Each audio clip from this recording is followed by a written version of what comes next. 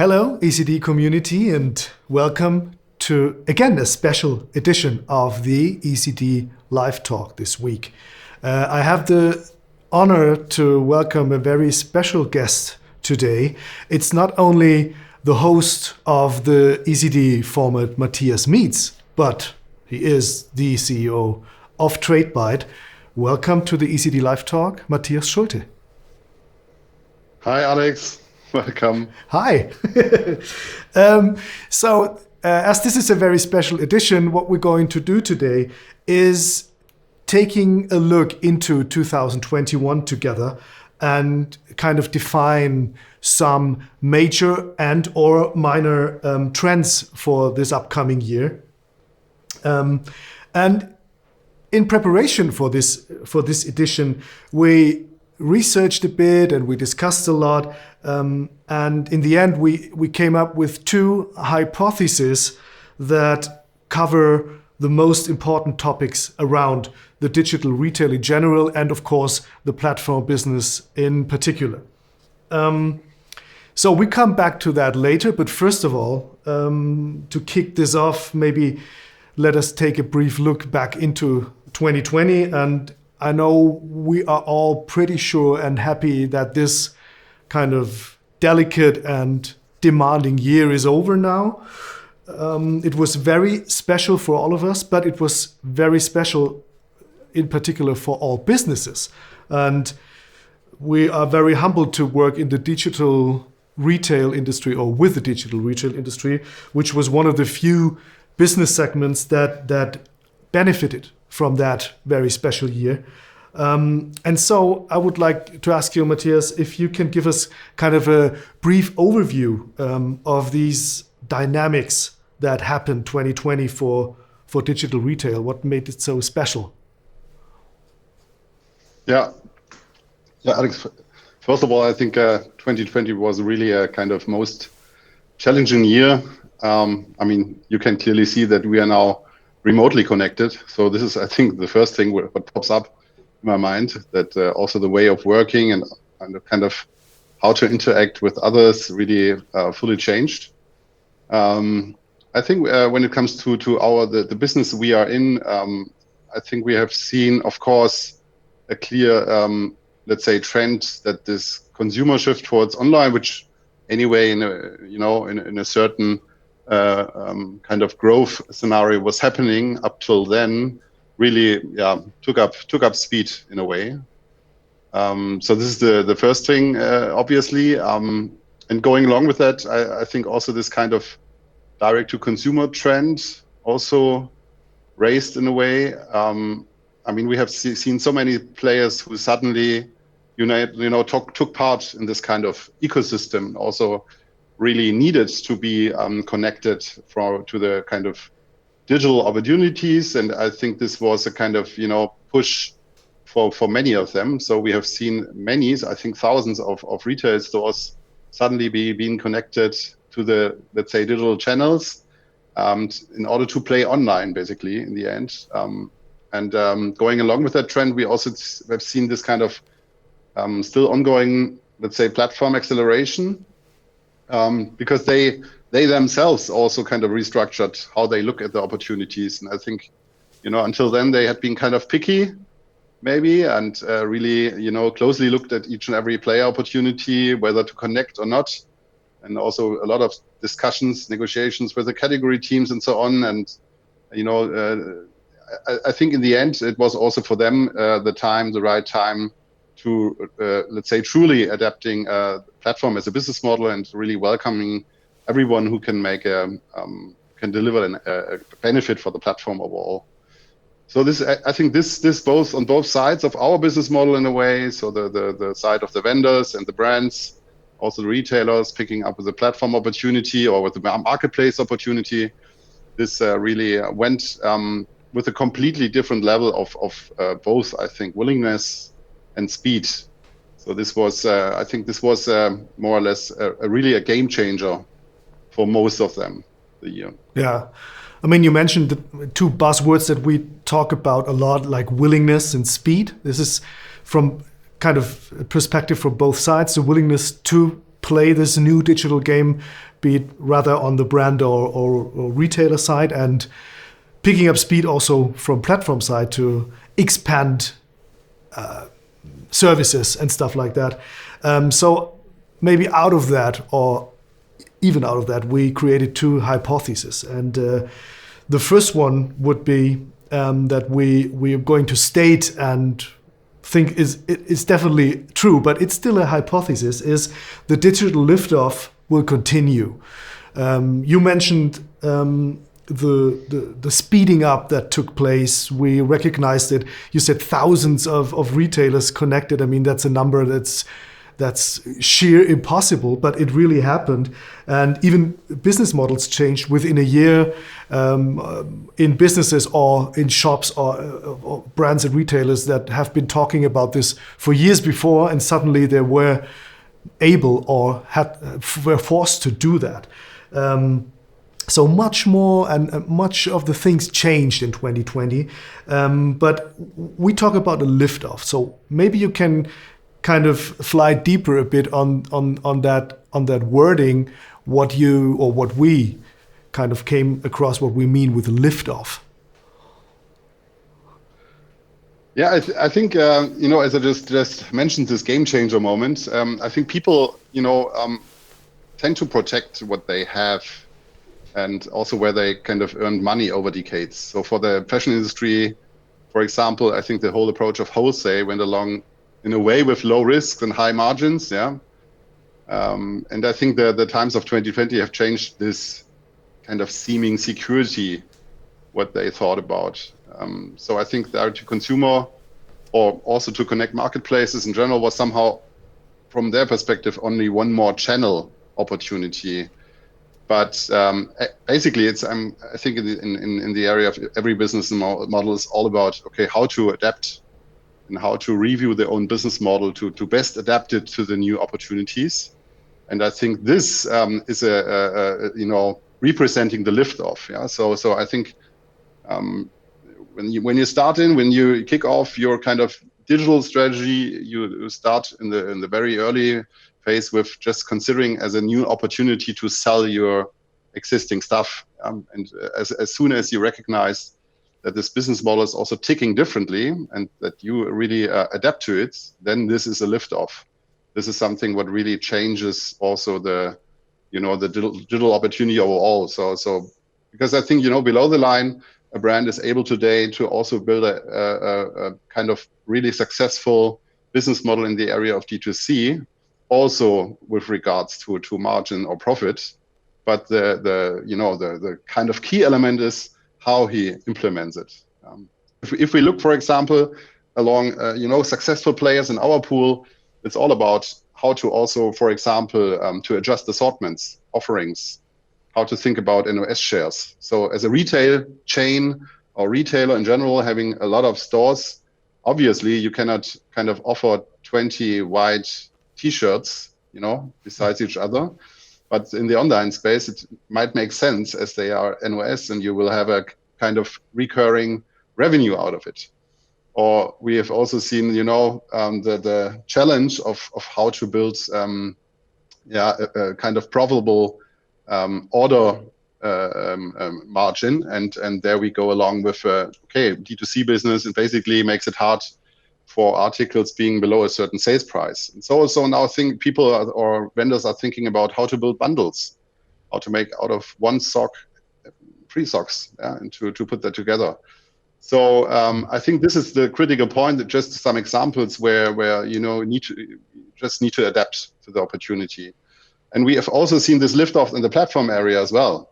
Yeah. So I think a platform which is kind of attached to the wholesale unit will have a hard time. So we have seen marketplaces now developing much more kind of an independent level, and also creating a kind of open space for any players out there without too much involvement of the, for example, category teams. So this is also the liftoff moment, I think, for retailers thinking about it in a completely new way.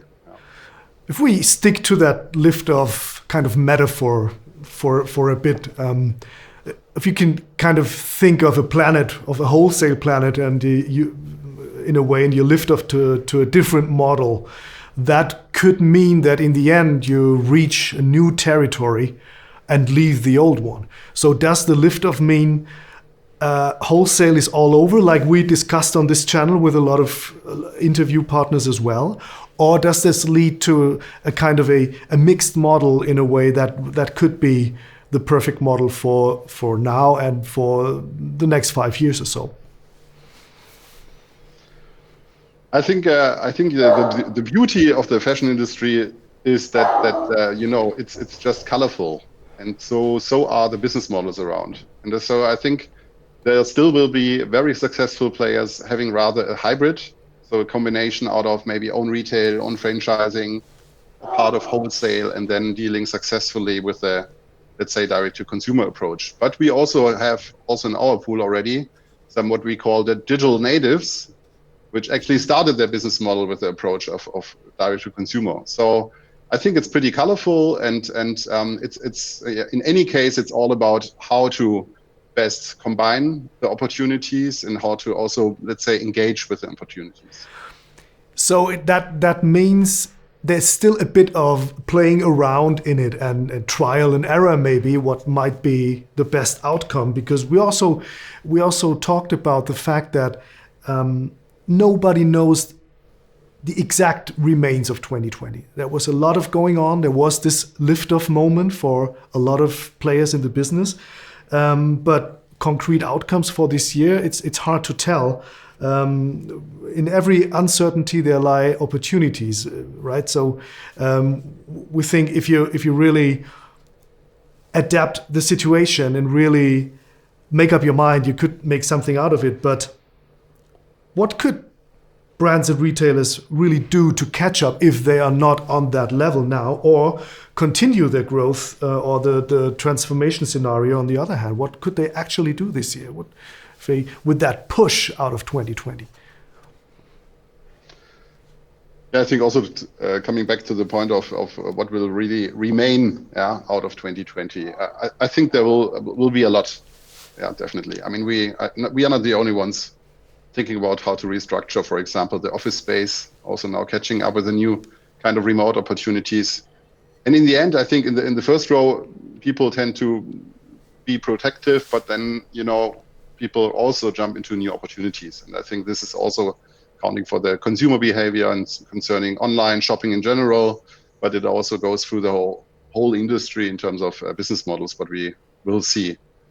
And I think, on the brand and the platform side, both, I think it's all about how to create a kind of strategic commitment overall in the first step. So we have seen really successful brands which clearly stated their commitment to D2C. And then suddenly a lot of things, in a way solved throughout the organization, much more easy.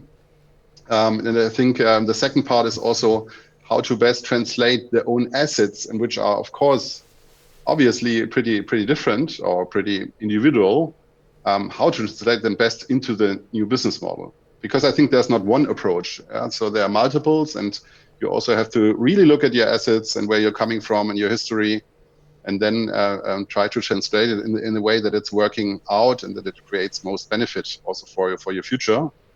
And in the end, it's a clear kind of exercise to adapt then the strategy, the mindset, also your organizational structure, not only the IT, so also the people and how they do things. And of course, you also have to think about whom to involve to make this change happen.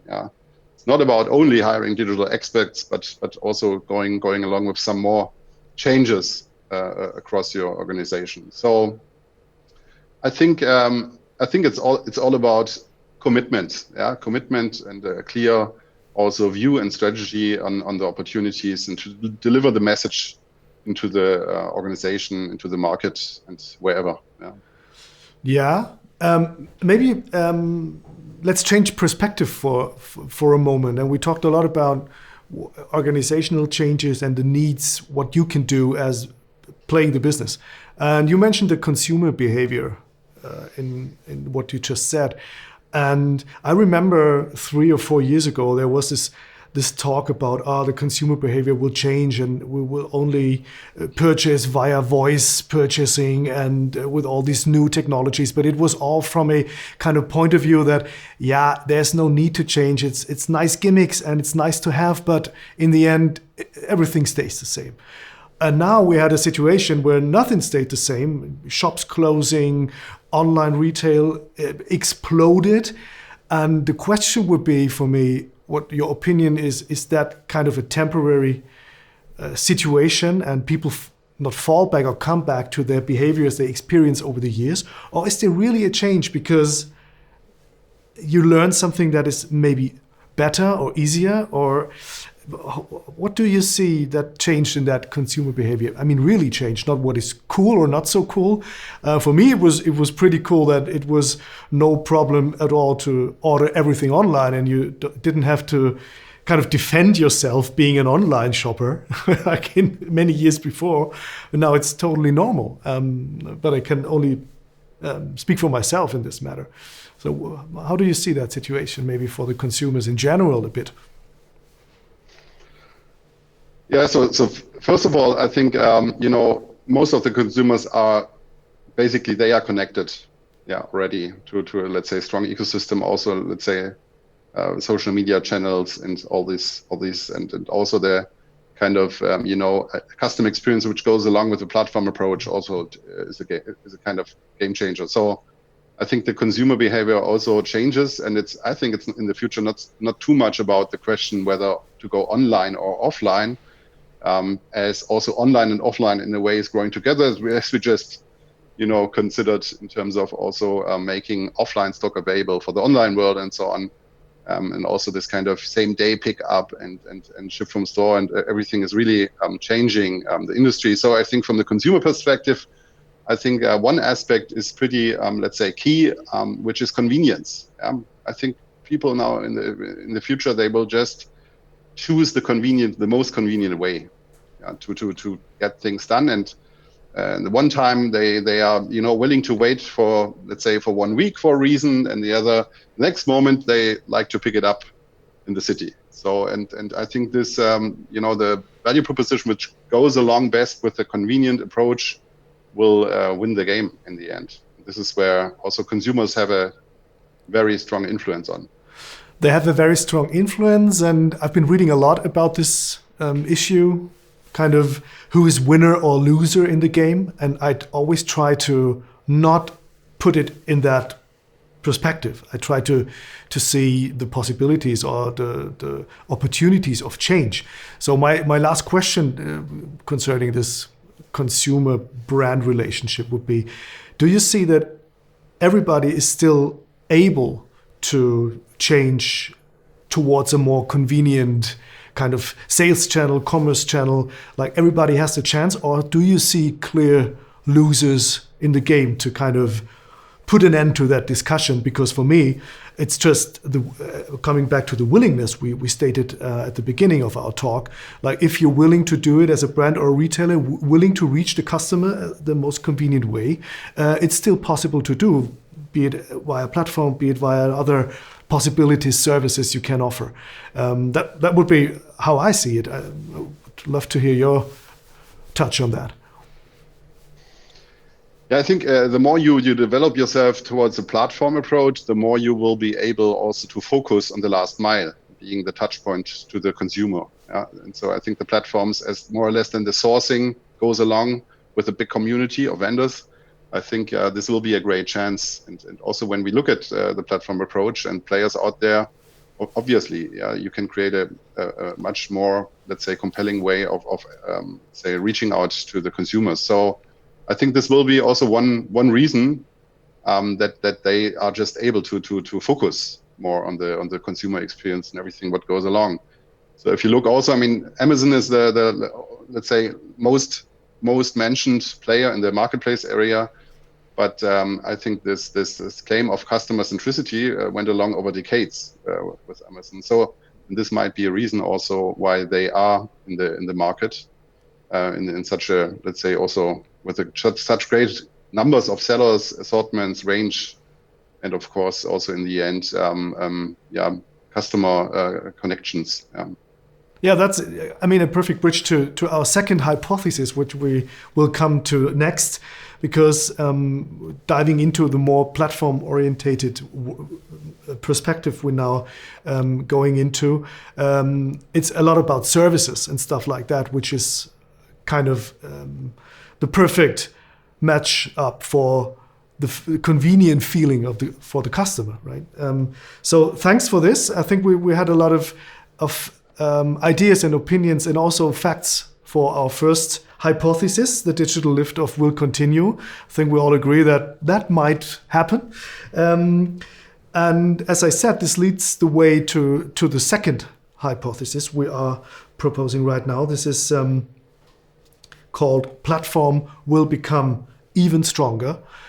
Actually, this is not a big surprise that we're going to state this, because it's an obvious development that we could see over the last years. But 2020, I mean, I would say it exploded. I read numbers, especially from the Christmas time, from the biggest platforms like Otto, that they had like 60 to 90% more revenue than in 2019. I mean, this is 1 year after that, and I mean, it's nearly hard to handle. I think it was so. I remember Sunday the doorbell rang 3 times, and a delivery came because they had to do it on Sundays because they couldn't make it anyways. So it's interesting to take a look at the reason why these platforms really are the answer to the questions in retail we have, maybe. So the first question would be, what do you think, why are the platforms kind of as unstoppable as they appear to be in growth, and what makes them the right solution, apparently, at the right time, and this time is right now, right? So what do you think about that? So maybe, first of all, Alex, against the hypothesis, I think, first of all, not every platform will be a success only because it is a platform. I think so, such as with any business model overall, it's all about the how and not only about the what, in a way. And what you just mentioned, what just comes into mind is kind of, I think, platforms will have the chance to scale in a different way. So I think I once said it in my presentation in terms of, okay, if you are a really strong online player, maybe, in the first row you run one warehouse, and as soon as you connected 100 vendors taking place in your marketplace, from that day on you have 101 warehouses. Yeah? And so this makes it obvious also in these kinds of times of uncertainty and really fast and quickly changing demands. I think to manage stock allocation over the traditional way just is not scalable and not flexible enough. So I think one of the major reasons is that platforms are able to scale, also facing the different kinds of requirements. And on top, I think also platforms are a great chance because they are, in a way, driver of the digital verticalization. So think about the shopping streets in the 80s and now. And I think the trend towards also verticalization is obvious as brands or also specialized vendors with their retail chains took over the direct route to the consumer. And I think the same takes place within the digital space right now. And platforms are more or less the direct connector between brands and consumers. And so where online retailers used to manage the whole chain from the industry to the consumer demand, they now, as we just mentioned, really can and focus on the stuff which makes a difference in the end, be it customer experience, convenience, and whatever, or also efficient and kind of colorful customer acquisition or touch points. So I think as long as they have the right instruments in place, their offering will be more or less directly steered by the consumers themselves. And so this is, I think, the key success driver of platforms. Yeah, I think so too. And that's a kind of it's a good way to put it, so that there is an interaction and you, in a way, interact with the platforms in the way you consume. And that's good, I think. So the demand is driven by the customers in a way. of course. But what also was very interesting, you said it's not the what, so you do platforms and you will be successful, it's more the how. And obviously the big ones, the big players in the game are the ones who have most opportunities, the most money, the most power to do innovations, to do stuff. Of course, Amazon, we talked about it, and for the German market, of course, Zalando, Otto, also About You. They really have innovations in service and stuff going on. So the big players are growing, that's obvious. But is there any room for more? Is there still room for more platforms? So does that mean you have to really be a special segment, a niche in the market? Or is there room for, it's always a discussion, another Amazon, I don't want to say that, for another kind of big player to emerge in this? Or is it like, sorry guys, occupied, you have to come up with something else? So I think, first of all, I think the more players are connected, the lower also the investment costs for everyone entering the platform world. So this being said, I think there should be no really commercial showstopper in the future. But for me, the core question is all about why shouldn't a smaller or medium-sized player add additional players to their offering, increasing basically availability of the existing articles even, and also, let's say, extend the assortment range. So I'm not running out of stock, and also offering more additional assortments to the existing core assortments. Because I think, especially if you look at the specialist shops, they all have a really strong, loyal customer base. And actually, they should do everything to keep their customers, and they should also increase their level of availability for their customers. And of course, if they want to be the category killer in a certain space, they also have to, let's say, extend their assortments and also kind of pulling in maybe also new brands being engaged in this assortment. So I think the question is, why shouldn't they be, also a major player in the platform space? So then pedal to the metal. If we say I'm a really kind of, I don't know, leather shoe specialist and a really big retailer, revenue's good structure, well known in the market, and I present to the management board the idea of becoming a platform. Is that the year to do so? Would you say, as a CEO as you are, if kind of the arguments were right, let's do this now, let's change it? Is that the time to change for those who didn't? Alex, you know me, the business model we're in. I have to say, of course, it's the right timing. Yeah. So everything, any trend, which we have seen over the last months, and anything also in terms of enablement of the industry, also on the vendor side. So everything is pointing into the direction. So I'm glad that I'm not a leather shoe retailer. So I'm just be in the watch position and not in the do position, because I read a lot about it. I mean, there might be still some questioning if we are ready to do this as a company. Even the business saw a lot of transformation, a lot of going on in 2020. You might still be very detached with the old style wholesale business. I mean, it's still a big thing to overcome this, right? And to be sure to do the things right. I mean, you have to still make a lot of decisions. If we bring it down to the point, if you just say we start this off, is it the biggest change you could ever do in your business, or is it just here and there 2 or 3 things to change, and then we can try this out in 2 months ahead? What do you think? How long does it take? I think it depends on the commitment and also the kind of energy you invest in the idea of transforming yourself also into a D2C brand in a way. So again, we are back to the point of commitment and everything else. I think in the end, you could also have a phased approach. So we do have many brands, which of course, obviously, they Firstly, they try to build up their own brand shop, then attach slowly some platforms and marketplaces. But we also have the really, version of quick approaches where everything is kind of settled at this very same time. And also the kind of rearrangement of assortments, offerings, allocation of stock, and so on is completely dedicated to the idea of D2C. So I think there are different ways to go, and maybe also again looking at the assets again in the history discussion where I come from. I think everyone should choose the right way, adapting best to where also they come from. Yeah.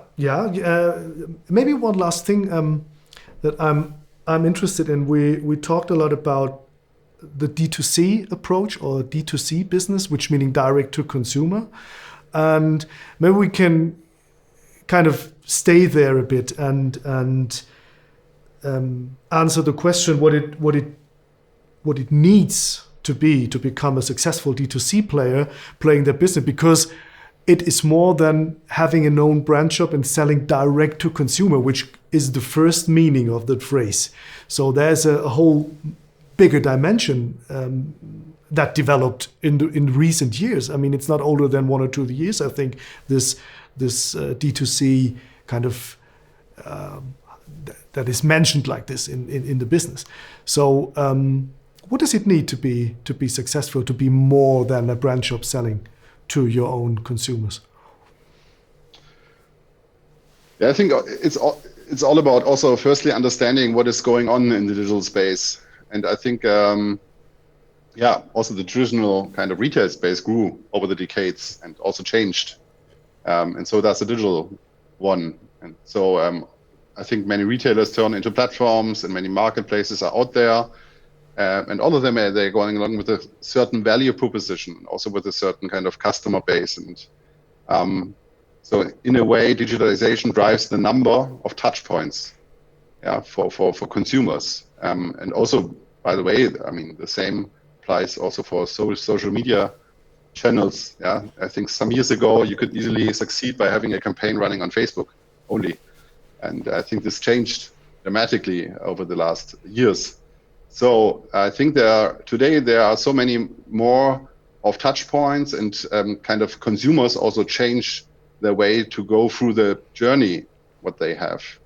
So I think it's all about, for the future, all about brands understanding how to best catch up with this, let's say, consumer coverage, and how to engage with really multiple digital touch points. And this is where platforms are basically the enabler. So building a successful D2C strategy beyond the on-brand shop will be the key driver, from my opinion, of success.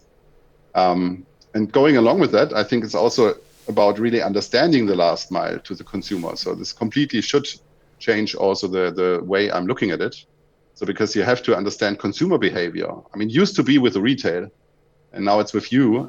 You have to analyze performance data. You have to also quickly adapt to trends you see, and shape your assortment and think about allocation and distribution of stock availability and so on.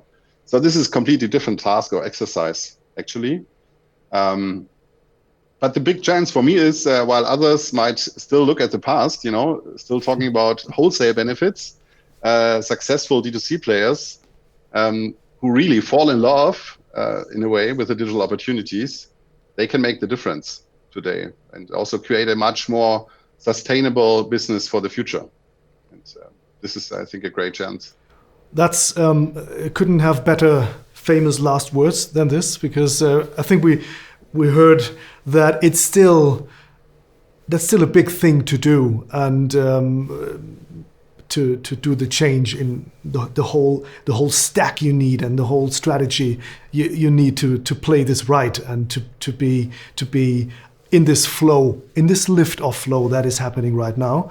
So thank you, Matthias, for this. I think we really had some good arguments that our hypothesis, which is first one, the digital lift-off will continue in 2021, and the second one is that the platforms are still growing and growing and growing, that they might be true and might come true throughout this year. And I really hope we could kind of repeat this session at the end of the year and see if you or we were right or totally wrong, or we were kind of overruled by something new that happened, or even higher speed that happened this year. And I would love to take the chance at the end of the year to do this again and see, do the checklist where we were. What do you think about it? We can. I'm absolutely looking forward to make a kind of bet versus reality check on that. And also thanks from my side for being invited here in this nice, early of the year talk. Thank you so much. I really appreciate it. Thanks so much, Matthias. See you soon. Well, that brings me directly to the last short part of this edition this week. As you can see, we downsized the studio a bit. Of course, also due to the lockdown situation, we took every precaution possible and decided not to record the ECD live in a bigger studio with many people in there and walking around and stuff like that. And we will keep it that way for the time being and see what changes are going to come. But of course, the ECD live goes on. It's more than that. We even expand the possibilities for you to consume our content. The formats ECD Live Talk with me and Matthias Meets with Matthias Schulte will, of course, continue. The new program for the following upcoming weeks will be communicated soon via newsletter and our social media channels. You know where to find us. We're also going to start the ECD Live podcast soon. This is very new for us, but we try two things. We're going to bring you the existing talks in a nice podcast form, and so giving you the chance to digest it in another way. And we also want to try some new things, maybe new formats with that, and play around with that podcast format. We'll see what ideas we can bring to life. Also, we will focus more on international topics and international guests for the next editions of the ECD Live. And therefore, we kind of broaden the horizon in terms of which platforms we take a deeper look at and what topics we're going to cover. So be excited for some talks that are leaving the fashion and living segment and cover new grounds for the ECD team and for you, our ECD community. Having that said, thanks for watching, and I'm looking forward to the editions to come. We will come back next week on Wednesday, 11 a.m. You find some details in the newsletter and the social media channels. See you again next week. Stay healthy, stay tuned, and goodbye.